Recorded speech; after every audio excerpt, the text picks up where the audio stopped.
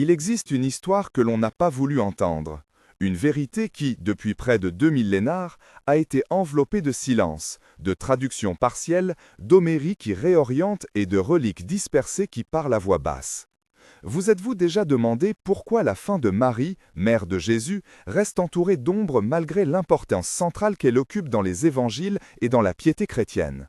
Pourquoi, au moment où tant d'autres vies sont minutieusement documentées par des registres, des homélies et des traditions locales, la disparition de celle qui porte à le Christ semble parfois se dissoudre dans des récits contradictoires, des apocryphes marginalisés et des décisions conciliaires qui favorisent une mémoire plutôt qu'une autre?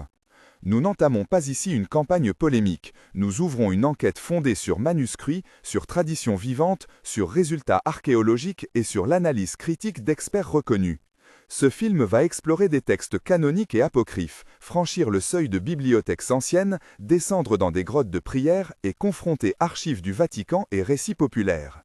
Ce que l'on découvrira n'est pas seulement un détail biographique, c'est une clé qui modifie notre compréhension du rôle des femmes dans la transmission du christianisme primitif et la manière dont les institutions gèrent les mémoires gênantes ou incertaines. Préparez-vous pour un voyage qui ira des manuscrits de la Bibliotheca Apostolica Vaticana aux ruines d'Éphèse, des basiliques de Jérusalem aux grottes provençales. Ensemble, nous tenterons de reconstituer la fin tragique d'une vie dont la narration officielle paraît incomplète. Nous respectons les croyances de tous. L'intention n'est pas de détruire la foi, mais de retrouver une histoire qui mérite d'être entendue. Le paysage historique est complexe. Dès les premiers siècles, les récits de la vie de Marie divergent. Luc et Jean donnent des aperçus précis de sa présence à l'Annonciation, à la Nativité et au pied de la croix. Mais il y a un silence relatif après la Pentecôte. Les traditions orientales parlent de la dormition, un passage marqué par la prière et la résurrection de son corps avant son élévation. L'Occident parlera plus tard d'Assomption. Comment expliquer ces nuances? Les conciles, en particulier celui d'Éphèse en 431, qui affirme le titre de Théotokos, et les débats christologiques postérieurs, ont façonné la théologie mariale et, secondairement, la transmission des récits biographiques. Les enjeux théologiques déterminent quelles histoires sont jugées compatibles avec des formulations dogmatiques et lesquelles sont reléguées aux marges comme apocryphes ou légendaires. À cela s'ajoutent des facteurs institutionnels, la centralisation des archives, les traductions successives du grec au latin puis aux langues vernaculaires et la puissance symbolique d'une figure féminine dont l'autorité potentielle pouvait déranger des hiérarchies masculines. L'histoire de Marie devient ainsi un champ de bataille où s'affrontent exégèse, piété populaire et lutte pour définir l'orthodoxie. Mais quelles sources tangibles subsistent? Quelles versions sont apparues tôt et lesquelles se sont formées plus tard, comme réponse liturgique à des crises doctrinales? La réponse se trouve autant dans des fragments de parchemin que dans la mémoire des pèlerinages. Les évangiles canoniques offrent des jalons incontestables. Luc 1 à 2 consacre l'importance de Marie dès l'Annonciation et la mise au tombeau. Jean 19-25 la place au pied de la croix. Actes 1-14 suggère sa présence parmi les disciples après l'Ascension. Ces passages sont des points d'appui solides, mais ils ne disent rien d'une mort ou d'un lieu de sépulture précis. L'absence d'un récit de fin dans les canons a ouvert un espace documentaire exploité par d'autres témoins. Le proto-évangile de Jacques insiste sur la virginité de Marie et fourmille des détails de sa jeunesse et de son mariage avec Joseph. Le Transitus Maria, un recueil de récits translatés entre le IV et le VIe siècle, décrit la dormition et les circonstances merveilleuses entourant sa mort. Nous citons ici, non pour substituer ces récits aux évangiles, mais pour montrer qu'ils ont exercé une influence considérable sur la piété populaire et sur la liturgie. Les homélies patristiques, de Jean Chrysostome à Grégoire le Grand, traduisent et encadrent ces récits dans des perspectives doctrinales précises. Les manuscrits en grec, en syriaque, en copte et en latin, dispersés entre la Bibliotheca Apostolica Vaticana, la Bibliothèque nationale de France et des collections monastiques du mont Athos, constituent un corpus que nous examinons avec attention. L'analyse paléographique de certains codex montre des retouches et des interpolations, des colophons qui attestent d'usages liturgiques et des marginalia qui révèlent la façon dont les communautés locales lisaient et reproduisaient ces textes. À quel moment la mémoire d'une mort humaine fut-elle transformée en histoire d'Assomption? Qui sélectionna les épisodes considérés dignes de la tradition officielle? La question de l'altération institutionnelle nous entraîne dans les archives et dans les salles obscures des chancelleries ecclésiastiques. Dans un entretien filmé, l'archiviste Sophie Moreau en trouve des dossiers du Moyen-Âge. Vous voyez ces lacunes? Ce ne sont pas des pertes accidentelles, mais des signes d'usage sélectif. Autour de la table, le théologien Luc Martel, la paléographe Isabelle Fournier et le prêtre local Pierre Navarro discutent avec nervosité. Dialogue. Sophie. Les comptes de pèlerinage montrent des flux irréguliers au 5e siècle. Luc. Les conciles ont fixé des bornes, ils ont aussi éliminé des narrations jugées problématiques. Isabelle. Les mains qui recopient ne sont jamais neutres. Pierre. Et le Vatican a-t-il supprimé des documents? Luc. La question n'est pas seulement supprimer, mais canoniser une version au détriment des autres. Sophie. Nous trouvons des inventaires qui mentionnent des codices absents aujourd'hui. Isabelle. Des annotations marginales suggèrent censure locale. Pierre. Alors, y a-t-il eu un effacement volontaire? Luc. Il y a eu un processus, sélection, adaptation, liturgie. Sophie. Et parfois destruction, sous prétexte de clarification doctrinale. Le dialogue poursuit, atteignant 6 échanges. La tension monte, la caméra zoome sur des doigts qui effleurent des parchemins jaunis, le souffle de la pièce se fait audible. Sensation, l'odeur de cire et de parchemin flotte, la lumière tamisée révèle la poussière en suspension, le toucher rugueux des reliures sous les doigts, le go métallique de l'angoisse dans la voix, le froid perceptible du coffre d'archives. Ces indices concrets donnent corps à la thèse. Il y eut des choix institutionnels, parfois opaques, qui favorisent certaines narrations de la fin de Marie et occultent d'autres témoignages locaux. Nous élargissons l'enquête aux textes marginalisés. Parmi eux, le Transitus Mariae existe en de multiples versions, éthiopienne, syriaque, latine, chacune racontant la dormition avec variantes. Des apôtres rassemblés, un tombeau scellé miraculeusement, une ascension corporelle ou une translation des reliques. Le Nag Hammadi, bien que principalement néonétique, illustre comment des communautés alternatives produisaient des récits complémentaires ou concurrents où la figure féminine était parfois valorisée différemment. Le proto-évangile de Jacques insiste sur la virginité perpétuelle et fournit une jeunesse de Marie plus détaillée que les canons. Il explique comment Joseph fut choisi pour veiller sur elle, établissant une matrice narrative qui influencerait l'iconographie et la liturgie jusqu'au Moyen Âge. Les manuscrits apocryphes possèdent des gloses, des schémas liturgiques et des notations qui montrent qu'ils ont été lus en contexte de prière, non seulement comme curiosité littéraire. L'analyse textuelle, comparaison des variantes, datation des matériaux, étude d'encre et d'addenda mettent en évidence des couches successives de composition et d'adaptation. Les débats académiques sont vifs. Matteo Rossi, professeur d'histoire patristique, soutient que certaines versions du Transitus correspondent à une stratégie ecclésiastique visant à offrir une fin édifiante et non contradictoire avec l'orthodoxie. Anna Al-Saleh, archéologue, rappelle que des marques de dévotion locale survivent indépendamment des textes, dans la pierre et le rituel. Autrement dit, textes apocryphes et pratiques populaires se répondent et se contredisent parfois, mais forment un ensemble de témoins indispensables à la reconstruction. La piste la plus tangible relie écriture et lieu. La maison de la Vierge près d'Éphèse, la basilique du Dormitio sur le mont Sion à Jérusalem, et des sites de Provence où des traditions locales associent des grottes et des reliques à des figures mariales. Ici s'ouvre une enquête archéologique complexe. À Éphèse, les fouilles menées depuis le XIXe siècle ont mis au jour une petite bâtisse de pierre, des ex-voto et des inscriptions en grec et en latin, objets de pèlerinage depuis des siècles. La Vierge y est honorée comme ayant vécu ses derniers jours auprès de Jean. Les fouilles ont livré des céramiques, des fragments de lampes et des monnaies qui se datent du 5e au 9e siècle, attestant une continuité de culte. Sensation du site, la pierre chauffée par le soleil, l'air salin qui porte des effluves d'herbes sèches, le bruissement lointain des vagues, l'éclat du marbre poli sous les doigts, le goût de la poussière dans la bouche après une visite prolongée. À Jérusalem, la Dormitio est bâtie à l'emplacement d'une tradition byzantine qui honore la mort de Marie. En son sous-sol, stratigraphie et mosaïque racontent des couches d'usage funéraire et liturgique. En Provence, la grotte de la Sainte-Baume est liée surtout à Marie-Madeleine, mais des documents médiévaux montrent des confusions et des transferts d'identité entre figures féminines saintes dans la mémoire locale. Ces confusions posent la question des traductions symboliques sur lesquelles on érige une sainteté, n'est-il pas parfois celui d'une appropriation culturelle? Des reliques attribuées à Marie sont éparses. La basilique Santa Maria Maggiore à Rome déclare conserver des éléments de sa mémoire liturgique, tandis que des inventaires du Moyen Âge signalent des ossements, des linges et des pierres d'autel qui ont circulé de façon incertaine. La science intervient, analyse radiocarbone partielle, études isotopiques et comparaison du matériel funéraire permettent de datation et d'attribution prudentes.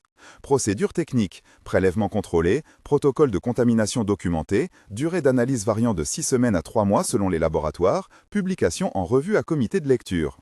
Ces procédures donnent une crédibilité empirique à nos affirmations, mais la marge d'incertitude demeure. La vie finale telle qu'elle est récitée par certaines traditions est intime et sobre. Marie retire ses pas des places publiques, se recentre dans la prière et la contemplation, entoure sa mort d'une modestie qui choque parfois les sensibilités institutionnelles qui préfèrent les fins triomphales. Backstory du protagoniste. Marie naquit dans une province juive modeste. Élevée dans la piété du foyer, elle fut confiée au temple selon des traditions déployées par des récits apocryphes. Son enfance fut marquée par une intériorité visible, une capacité à écouter et à faire confiance à une voix intérieure qui, selon la tradition chrétienne, l'amena à accepter l'Annonciation. Adulte, elle connut la rigueur du travail et la précarité des familles artisanes. Joseph, âgé et protecteur, apparaît comme figure de garde, non de domination. La formation spirituelle de Marie n'est pas d'abord théologique, mais contemplative. Elle apprend la liturgie domestique, la lecture des psaumes et l'art de recevoir des étrangers. Son retrait vers la fin de la vie est donc la continuité d'un mode de vie, non une rupture soudaine. La perte centrale fut celle de son fils. La crucifixion l'expose à une douleur extrême, rendue publique et liturgique. Après la mort de Jésus, la mémoire de Marie se partage entre présence collective, aux premières communautés, et isolement progressif. Dans le présent de notre enquête, elle apparaît comme une figure à la fois vénérée et fragilisée par des discours masculins qui ont parfois réduit la complexité de son rôle aux angles compatibles avec des constructions dogmatiques dominantes. Moments de tension surgissent à plusieurs reprises. Premier moment, l'ouverture d'un coffre d'archives au Vatican révèle un inventaire brûlé partiellement, des annotations raturées et la mention d'un codex disparu. La pièce est froide, le bruit du loquet métallique résonne et le conservateur hésite avant de prononcer un nom. Conflit interne, la peur de désacraliser face au devoir de vérité. Mémoire activatrice, une note marginale datée du XIIe siècle qui évoque une traduction secrète. Décision, poursuivre la recherche malgré les pressions.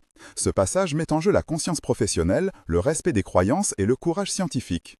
Deuxième moment, lors d'une messe à la Dormitio, un érudit propose une lecture non traditionnelle de la Dormition. La congrégation réagit avec incompréhension et colère. Conflit interne, l'érudit vacille entre le besoin de vérité et la compassion pour les fidèles. Mémoire activatrice, une légende transmise par une grand-mère de pèlerin, elle-même porteuse d'un récit dissident. Décision, l'érudit choisit de publier, passant outre à la pressurisation locale. Troisième moment, sur les falaises d'Éphèse, un fragment d'inscription, fraîchement nettoyé par une tempête, donne un nom inconnu, possiblement lié à une donorisse qui aurait financé une chapelle dédiée à Marie. Conflit interne, interprété comme preuve ou comme hasard épigraphique. Mémoire activatrice, une mention dans un manuscrit syriaque. Décision, lancer une fouille plus approfondie malgré un budget insuffisant. Chacun de ces moments, longuement vécus, expose la tension entre foi, scientifique et institution. Les dialogues reviennent dans plusieurs scènes clés pour rendre compte des antagonismes et des alliances humaines. Dans une réunion locale à Jérusalem, Jean, Jacques, Marie-Madeleine, Maximin, Théophile, Luc et Sophie dédatent. Jean, la tradition orientale est plus cohérente.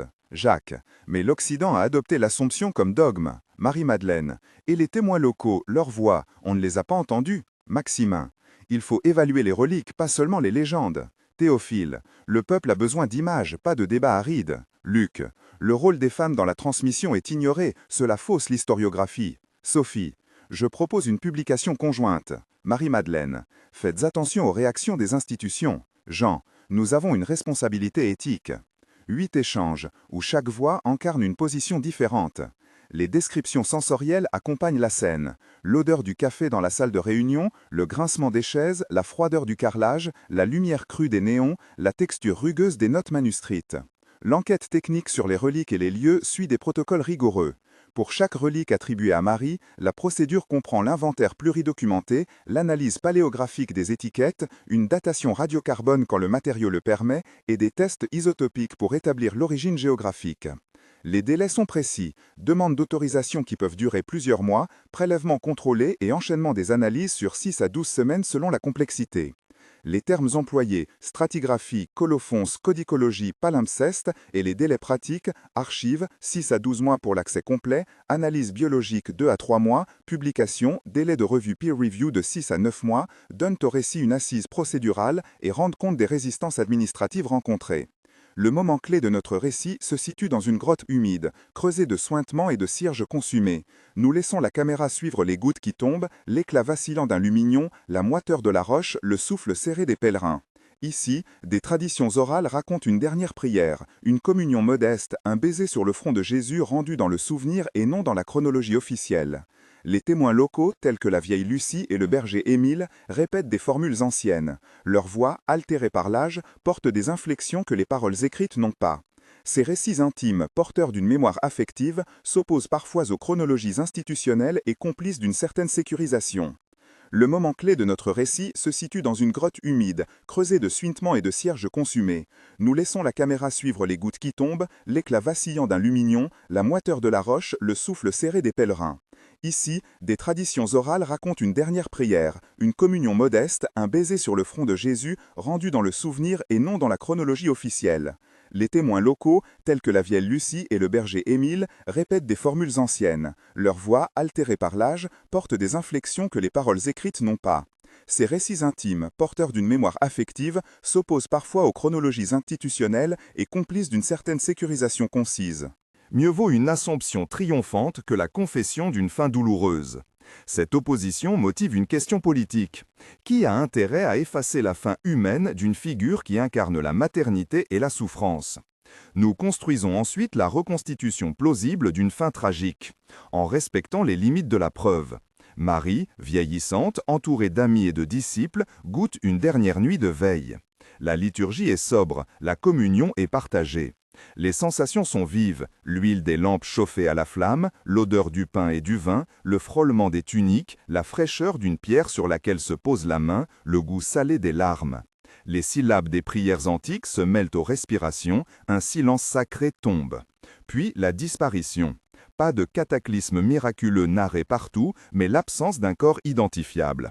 Un tombeau scellé sans tombeau public mentionné dans les canons. Certains témoins écrivent qu'elle fut enterrée selon le rite juif, d'autres affirment une élévation corporelle. L'enquête archéologique offre des indices, mais pas de certitude absolue.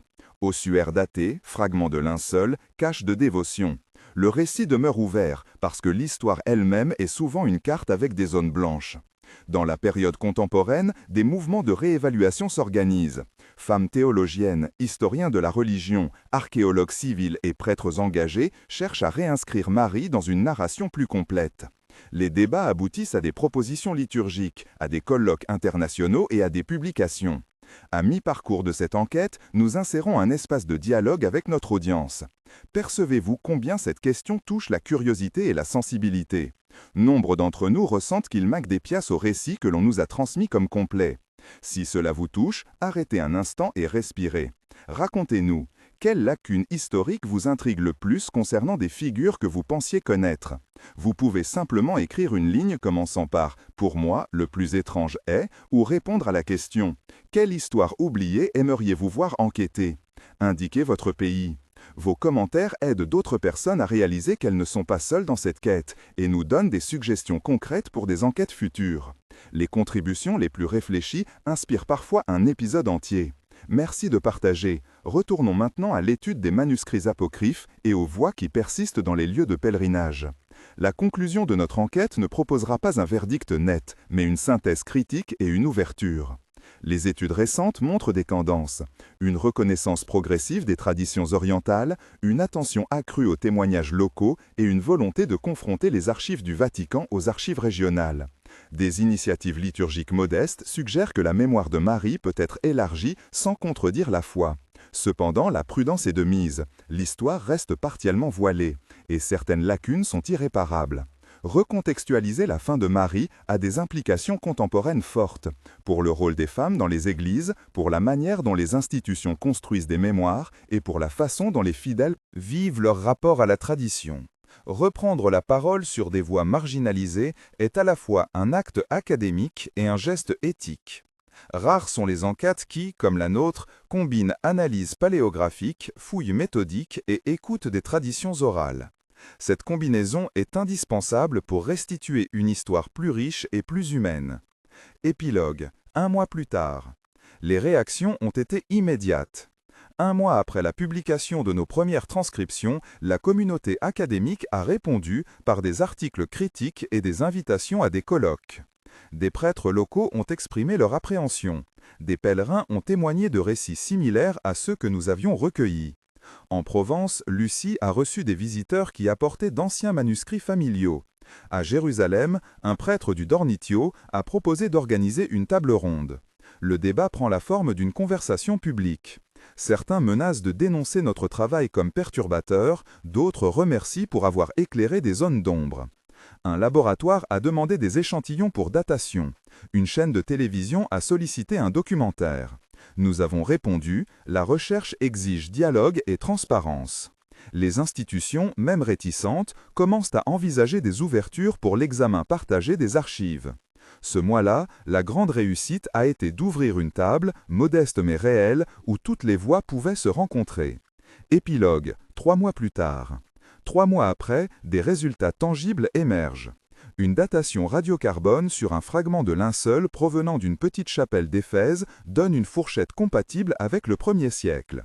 La publication de ces résultats, accueillis avec prudence, a déclenché une nouvelle série de fouilles. Un colloque interdisciplinaire réunit théologiens, historiens, archéologues et représentants ecclésiastiques. Les discussions sont vives mais productives. Des femmes théologiennes font valoir l'importance de réhabiliter des récits où Marie apparaît non seulement comme mère, mais aussi comme disciple. Dans plusieurs diocèses, des propositions liturgiques plus inclusives sont déposées, visant à reconnaître la diversité des traditions mariales sans heurter les dogmes centraux. Les tensions persistent. Certains théologiens mettent en garde contre des interprétations anachroniques. D'autres plaident pour une histoire pluraliste. 3 mois après, le champ de la discussion est devenu plus riche, moins claustré par des silences. Épilogue, 6 mois plus tard. 6 mois après, des décisions concrètes commencent à se dessiner. Une petite commission internationale s'établit pour superviser la publication d'un corpus critique des Transitus et des variantes du proto-évangile de Jacques, avec la collaboration de la Bibliotheca Apostolica Vaticana et de bibliothèques publiques. Des foires de reliques sont mieux documentées. Un protocole pour l'étude des artefacts sacrés est proposé, alliant respect liturgique et méthode scientifique. Dans certaines communautés locales, des offices commémoratifs révisés intègrent à la fois la tendresse humaine de la fin de Marie et la foi en son destin unique. La mémoire retrouvée n'efface rien de la piété, elle l'enrichit. Au plan institutionnel, les discussions sur la dépose d'archives sensibles sont ouvertes, mais longues. À titre symbolique, plusieurs pèlerins déposent des lettres et des objets commémoratifs dans les sites étudiés, signe que la recherche a réanimé une relation vivante entre croyance et histoire. Ce demi-année témoigne d'un mouvement lent mais réel. La question de la fin de Marie a cessé d'être une curiosité marginale. Elle est devenue un champ de réflexion sur vérité, mémoire et réconciliation entre foi et critique. En conclusion, la vie et la fin de Marie, mère de Jésus, nous rappellent que la mémoire est toujours une construction partielle, sujette à des choix théologiques, politiques et culturels. En réexaminant manuscrits, traditions locales, reliques et archives, nous ne cherchons pas à défaire la foi, mais à l'approfondir en la rendant plus fidèle à la pluralité des témoignages. Certaines zones d'ombre subsisteront sans doute. L'humilité devant l'incertain est une vertu historiographique et spirituelle. Rétablir des voix marginalisées est un acte de justice historique. Il permet de restituer des figures humaines dans leur complexité et d'interroger des institutions sur leurs pratiques de mémoire. Si cette enquête vous a donné à réfléchir, abonnez-vous pour suivre la suite de nos découvertes et participer à la conversation. La vérité peut mettre du temps à émerger. Quand elle perce, elle transforme notre regard sur le passé et notre manière de vivre le présent. Nous nous retrouvons pour la prochaine investigation, ouvrant encore une porte du temps en quête des mémoires qui méritent d'être entendues.